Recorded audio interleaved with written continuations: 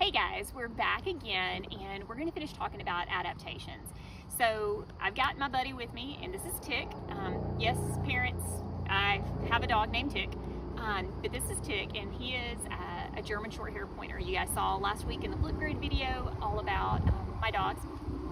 So this guy has some specific adaptations to help him to survive in his environment and to help him really to be the best type of dog for the kind he is.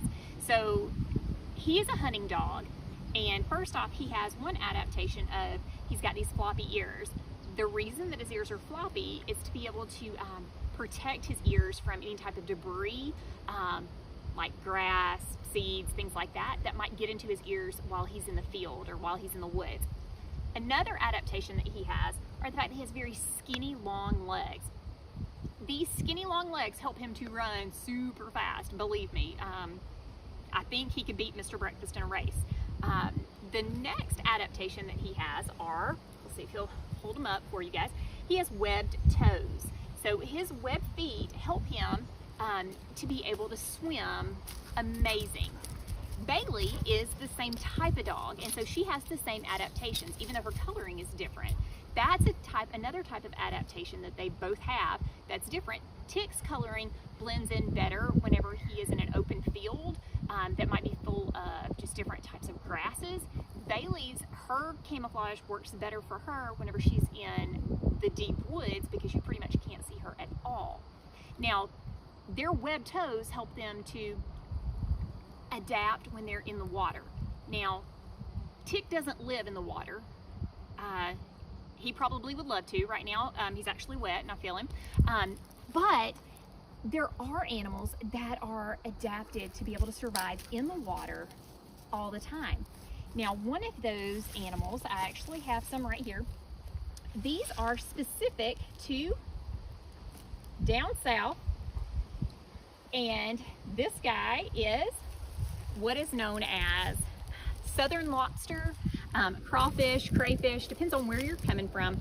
But this guy was actually caught today out of our creek, and he has a lot of adaptations that help him to survive in that water habitat. One of those things is his coloring. He's a very dark brown color. It's the kind of crawfish that he is, and this coloring, this camouflage helps him to blend in with the bottom of the creek bed. He looks like rocks or different things like that. Makes him almost undetectable. Another type of adaptation that he has are these front pinchers or pincers, depending on where you're coming from.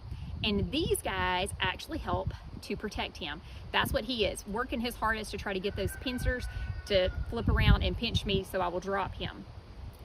The next adaptation he has are these two, ooh, he's trying to get me, right here, and they are long, almost like feathered fingers looking, and they actually are what help him to bring the food to his mouth. These pinchers that are pinching me, they kind of hurt, and he's flicking water everywhere. They help him to be able to move around on the rock bottom of a creek and to be able to hold on to roots that he might find in case the water starts to flow, to keep him from floating on down the stream.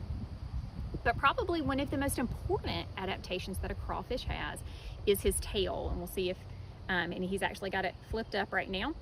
This is what he uses really to move, because the way he gets away from enemies is he will move this tail like crazy backwards, and it shoots him, it pretty much skirts him straight through the water, but he would go backwards this way or whichever way to get away from his predators. All of these things are adaptations for this crawfish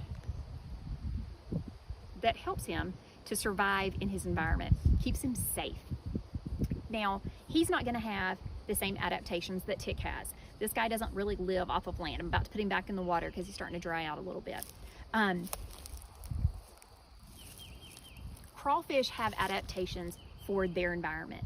Tick has adaptations for the environment that he lives in. Animals that live in the desert, they have adaptations for that environment. A camel is not going to need the same adaptations as a crawfish. An animal that lives in the Arctic doesn't need the same adaptations as an animal that lives in the rainforest or a plant that lives in the rainforest. All of those things are adaptations that each animal or plant have to be able to help it to survive in the world that it lives in. When you start to do your activity for this week, I want you to really think about those adaptations for each environment, how they are specific to that animal. How is it that that animal is able to survive in that environment? All right, guys, have a fantastic week, and I can't wait to see you next week. Bye.